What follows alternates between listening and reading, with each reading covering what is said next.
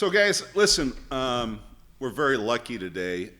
We got Luna von Schittenhausen. She's with us today, and she's a little 4-year-old blue, right? Yeah. Yeah. Yeah. Is this her debut? This is. Well, I don't know. Yeah, I guess so. Yeah. She hasn't been on A&E yet? So did she Maybe. watch the movie Never Alone with you? Well, she snored right next to me while, dare she? because she sleeps a lot. She's Yeah. a lazy broad. I don't know. So, guys, think about this. Think about being 16 years old, and you're at Disneyland with all your friends.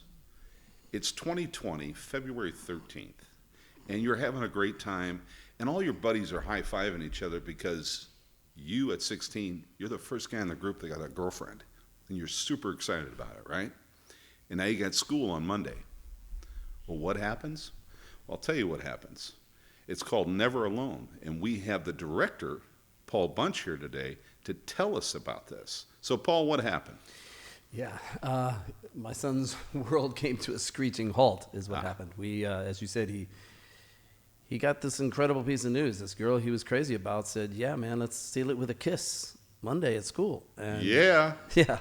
So I just remember driving him there, and he was all giggly, butterflies, and we pulled up to the gate's closed, and a security guard comes out and says, hey, sorry, we didn't get the word out sooner, but there's no school today. And we're going to be closed for a while because of this whole new virus thing. And we drove home in silence. And that's Luna how we didn't. felt. That's exactly how we felt. No, it was tough. It was tough. It was a tough moment. But you know what? The movie's beautiful, guys. Yeah. I mean, Brandi, you saw the movie. What did you think of that part of it? As far as like the love story part, I on other levels, I guess I could relate. But as far as the kid portion of it, I definitely relate.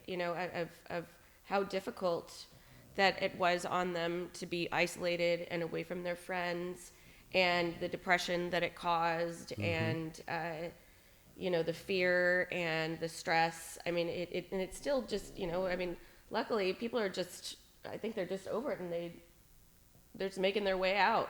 Yeah. Because they realize that it was more unhealthy to isolate yourself, because people need Companionship. other people. Yeah. You just Emotional do. health. Well, Yeah. you and Paul are on the same page because you both had young ones at the house. Yeah. We saw it.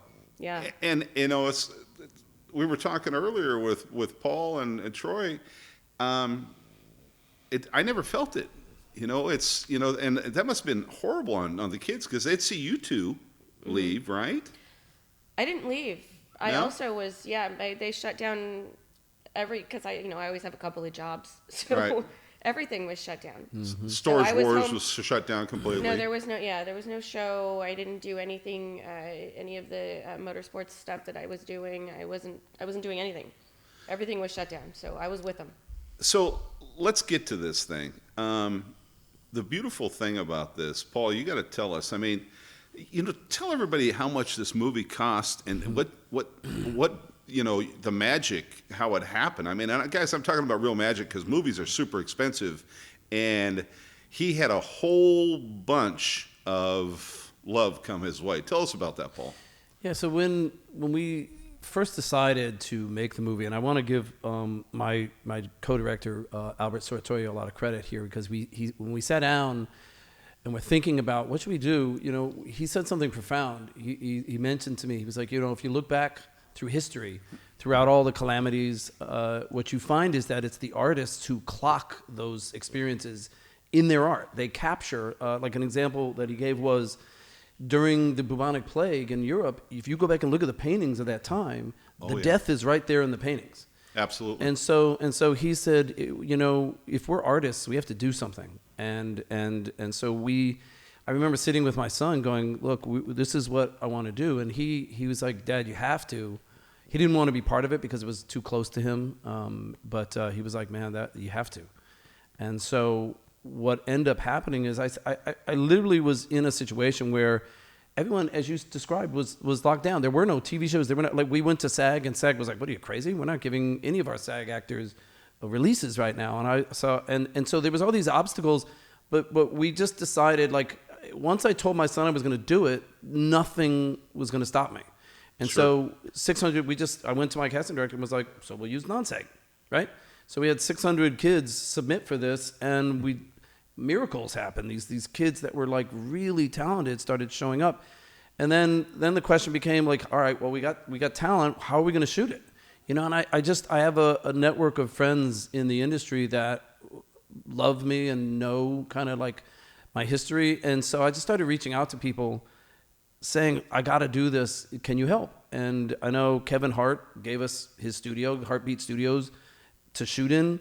You know, great job, Kevin. Yeah. By the way, peace out. I mean, that's pretty awesome. So Kim Waltrip is a producer friend of mine. I remember calling her, and at first I asked her for money, and she was like, "It's tough right now, man. You know, everybody was struggling." So, but that night I said, she was like, "What do you need?" And I was like, "We need basically everything I need to make a movie with." And so, literally, I'm sitting at home, and a semi-trailer truck pulls in front of my house, and this guy gets out, and he's like, "Here, Kim said you needed some sound and light," and he throws me the keys, and I'm like, "What?" And he was like, "Just return it." He was like, "Return it when you're done." And like every day, another miracle like that happened. But can you guys imagine? You're sitting at home, and an 18-wheeler pulls up. The guy parks on your lawn basically, and says, "Hey, here's your sound and lighting. Give it back to me when you can." And I'm sure Paul isn't knowing how to drive an 18-wheeler. No idea. No, still, it's like, Paul, you got a lot of love on it, and that's fantastic. Was it more that, or was it more the subject matter, or is that a combination of the two that really got people to get on board? Well, yes, it was the subject matter. Like, people were saying, like, for instance, the driver said, "I have a 14-year-old, man. I know why you're doing this. Here you go."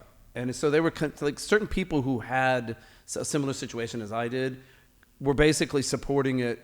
And then the second piece was, you know, people know how much I help on other people's projects. I'm always like, I support a lot of artists, and especially struggling artists. So when I'm not the guy who asks for help. I'm the guy who always gives help and do everything I can to help. So that's awesome. When Paul Bunch calls you and says, "Hey man, I need a favor," they were like, "Oh, okay, so this must be something really big."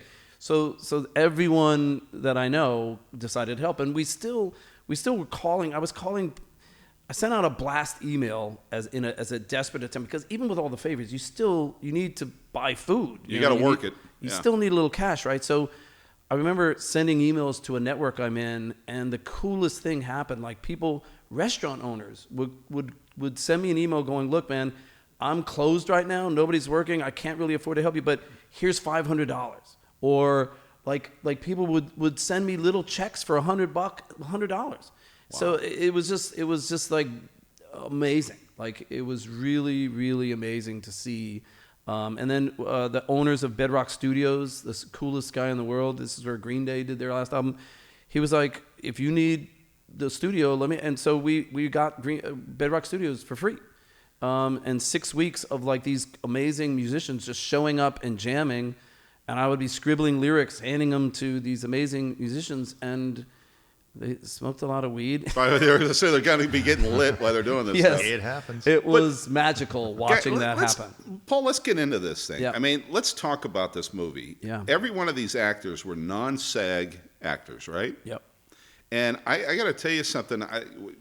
No spoiler alert here, but my favorite, by far, in the movie, Perry. Wow. Yeah. I didn't see that coming. Yeah, Perry's a genius. Perry's a badass. She is a badass. So someone else, another producer, pulled me aside and said, "That girl, she's not SAG either," which is shocking, because she says, "Why wouldn't she?" And she's a producer it's also, tough, right? man. It's tough. She does produce some stuff herself. She's Right. been, but like, her performance held everything else together. You're right. So Perry, you're a beautiful chick, by the way. Nothing but love. But she plays Mary, Yeah. and she's basically the principal of the school, right? Right. And she's trying to hold it all together for all these kids, and she's got all the pressure on her. Yeah. And my favorite scene, and was it in the trailer? Can I talk about that? Maybe. When she's in the office with. Oh, and he comes in and says when she's on the phone. When she's crying. That's Yeah. so great. Yeah. Yeah. That's so great. Yeah, I mean, I fell in love with her right there. Yeah. Yeah. And so the way, by the way, the way I have a history in improv, I was at the Groundling School of Improv for 3 years. And so I'm also a classically trained actor at Howard Fine up to the master class. So when I work with an actor, I understand their process. We talk about it and we rehearsed so much because they were non-SAG actors. We really spend a lot of time rehearsing. But with Perry, there were so many times where I knew she was so good, I could go, we're going to do it again, and I'm going to throw you a curveball. And she was just like, bring it on. And like that scene was something we kind of developed on the spot, and she nailed it. That scene moved to where it needed to be finally on the day. The thing I love about this Yeah. is, like Anderson, listen, I'm sick of seeing the same old people in the movies. I want to see new stars, right? I mean, we've talked about this before, right? Yeah, and Troy? it's something that Brandi said. It's like, there's so much emotion in this movie. It's like, there's fear, there's anxiety, there's all. And what Paul was able to do, in my eyes, was to almost assign those fears to these actors. And they kind of played out those fears. And I looked at the pandemic from 30,000 feet, right? Because I didn't have small kids at the time. I did have my youngest daughter finished her senior year of college at home, but that's as close as I got to it. So you don't see that nurturing time for kids and how dramatic it was to be away from them that whole time. And you brought it home with that. All of those, tying that all together was fantastic. Yeah. For sure. Listen, this is one of those movies that, Mr. Lars? Mr. Lars. Mr. Lars, by the way, I'd buy his music. Yeah, no, he's Yeah. very He's talented. really good. Well, no, Very talented. and Paul and I were talking earlier, and let me tell you something. That guy's a shooting star. Yeah, He is. what's his name? Malik Wilcott. Malik and, Wilcott. he's already like everyone. This movie is going to blow his world I up. see him It's already like an happening. Anderson Phenomenal. Paak. Say again. I see him like an Anderson Paak. Sure. From that- on Yeah, that- I like that. But the one thing in the movie, guys, he comes in and he's kind of a little bit of a dick, because he's just a rocker that he's never taught school. He doesn't know He anything doesn't about kids. He's I like, wouldn't say he's a dick. I mean, He's got his own issues. yeah, I mean, think, listen. he has an image of what he wanted his life to be, and this is not it. And I think that Well, that's yeah, what- I agree, but I think mean, that that's what the whole premise of and the then he movie walks is, away is from the this kids is not where you immediately. wanna be. Well, But then you fall in love with him immediately. Yeah, You do. Yeah, yeah. Yeah. I think the way I would put it is he behaves the way a lot of humans do until they know the seriousness. Right. You know, The like, impact. and we all kind of, like, we all were going through this, and like, I have good friends, like you were saying, who don't have kids, and their first reaction was, "Hey, we're all dealing with it." But when you have a teenager in the house, it's different, man. It's like I watched my son's world come apart. Yeah, and literally. what I thought was your strongest character, and I'm not going to give anything away, turns out to be the most fragile character Interesting. in the entire movie. Yeah, that's great. Yeah. Yeah, that's great. Well, you know what? Apart from the movie, during this time, I mean, you got to remember all these kids are going through this, and the suicide rate, and we were talking earlier, try to get a counselor for your children or anything to get them help. I mean, it's impossible because everybody's so booked. But this movie really brought it home, and I got to tell you something. These characters did not seem to me like they were, and we've said this before, first-time characters. I mean, I kind of was living the movie. Yeah. It's one of those movies where you just all of a sudden you're there right there with them. That's great. And you mentioned counselors. Well, we early on, before we shot the movie, before I finished writing, I knew that, like, this isn't my story. This was not one of those screenplays where I could just sit down and do some cool stuff on a keyboard and go, "Ooh, this is me writing this thing." It wasn't my story. So I had to kind of set my ego aside and go, I need to just listen to some kids who are like my son dealing with this. So we set up interviews with about 75 teenagers. And then around the second or third one, I forget, this beautiful young lady started just bawling in front of me. And then I started crying. And then I realized I can't be doing this. Like, this is kind of, we need counselors present for this. I didn't realize what I had stepped in. It was bigger than you. It was bigger than even I imagined. Right. So we ended up doing a meeting with a nonprofit agency that deals with at-risk teens. It's called Core Experience.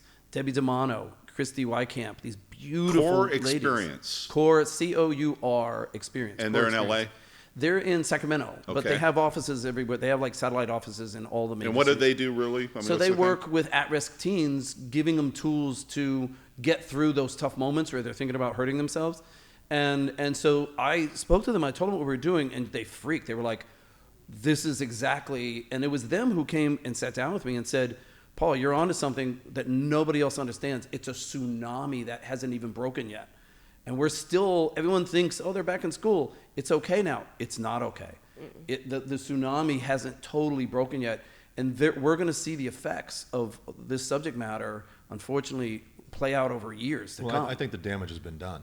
For sure. It is not fully recoverable. Right. Right. Yeah. You know, the whole thing with Amy and Nate in this thing, you guys, this is a musical. I mean, and they've got, I mean, some really cool music, and it's all fresh and new and real. It's not, they didn't buy the music. I mean, they created it, right?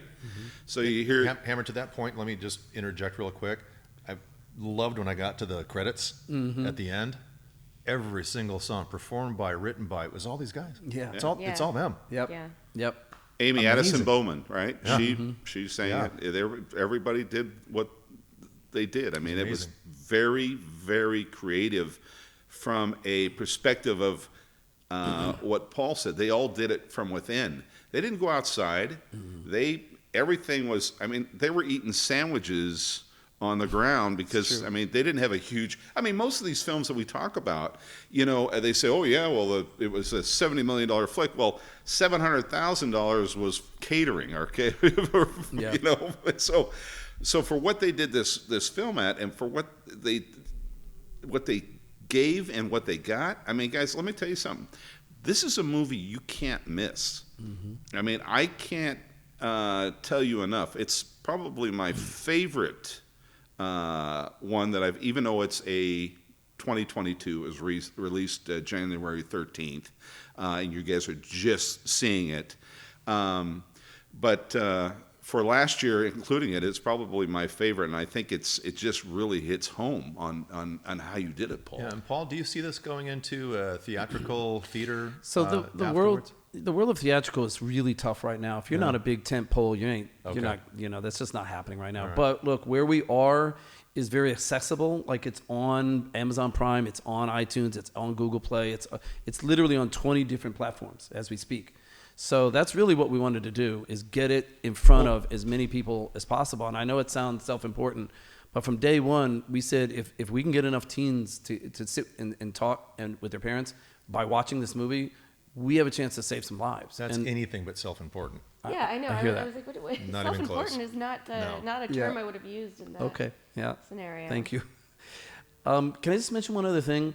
You know, Malik Youssef is a 6-time Grammy Award winner that I met recently, and he saw this movie, and he said something really profound that I hadn't thought about. What he said was, he's like, Paul, do you realize what you've done? And I was like, I'm not sure. Talk to me. And Tell me. Yeah. He was like, so he goes, you've made a movie that I don't think could ever be done again. And he said, this is the first time I've ever seen a movie where nobody on earth needs you to explain who the bad guy is. Everyone on earth, this might be the first movie ever where everyone on the planet has a personal relationship with the bad guy, COVID, in this movie. And that kind of slapped me in the face and was like, holy shit. Like, that's true, actually. And so, yeah, we're still trying to get it. What happened was we just went out and did something that we felt was needed, and then served it up to the world, and so everybody, you know, gets to. Well, the beautiful thing is you wrote a great screenplay, Yeah. Paul. I mean, it's fabulous. But the other thing that I think's marvelous is that you didn't use any SAG actors at all. Mm-hmm. You guys went out and got all these people that you know, are on the fringe, you know, and it was so refreshing that way to me. I mean, guys, what was your favorite actor, or what was your favorite part? You know, the lead gal is awful cute, and she has a very domineering. Amy, Addison, yeah. it's Addison Bowman plays Amy. That's right. Yeah, She's unbelievable. She's unbelievable for a non-SAG actress. Top-notch job. Yeah, and I think that's changing as we speak. I bet it is. Like, Yeah, she's getting calls. She's there today. I got to tell you something. The one thing, everybody's seen the Fast and Furious and the the head guy's got his the tough Hispanic girl that she's Michelle Rodriguez. yeah, Michelle Rodriguez. That was Alex Felix in this thing. Exactly She right. was that tough chick, but everybody loved her, and she was very loving. I mean, that scene when I won't say, but they have that, Yeah. It's and she pulled it off as well, if better than what. I mean, I do like that there was, that's, well, am I ruining it if I say No, there was say a it. happy ending? You know what I mean? Like, the beach scene at the end. I mean, I do, that's where you kind of want this to go. For sure. And it is fun that also that you wove in their actual lives into the music. I mean, it's like they're so tied together. Here's what we're trying to create. Oh, that's what's going on in real life right now. It's so great. Yeah. And the other thing that maybe a lot of people don't know, there's these kind of schools like the Buckley schools and all these that have these performing arts instead of, that's one thing America got away from. They don't have the wood shop and the metal shop and the theater classes. This is a school that really honed in on these kids' skills. Right. That's the beautiful thing about that. Right. There needs to be more of that. Yeah. I 1,000,000% agree, Yeah. and I think that it should be government funded and not I agree. something that you have to earn a scholarship or your parents have to pay a bunch of money so that you can be artistic. I love that. I'm just Let going to say yourself this, shine, guys. The one movie in 2022 you got to go see is Never Alone by Paul Bunch. And I will tell you this, you're 100% going to need some Kleenex. We love you. We'll see you next time on Happening Now. How about this? I want you to be my date at the prom, and I want you to be my girlfriend too. Could've been mine, but now Nick just asked you out. She said she'd think about it. What's wrong with that? If she has to think about it, then it's a no. Not necessarily. There's no school today. The staff is meeting about how to handle this new virus thing. Do you still need a teacher? You're an amazing musician, and I want you to be really confident in this role. What happened? I just don't think they're really happy. You guys need a real music teacher, okay? I think writing a song is a great idea. What do you want it to say? I know you guys are going through a lot. I have an idea. I'm gonna log on a Zoom every evening, tune in, and I'll be there, playing. So you don't have to be alone anymore. Y'all have got to check out Never Alone. It is on all streaming services. It is a fantastic film. You don't want to miss it. Never Alone. Got to see it. And spread the word. It's an important film that you'll love. Never Alone, guys.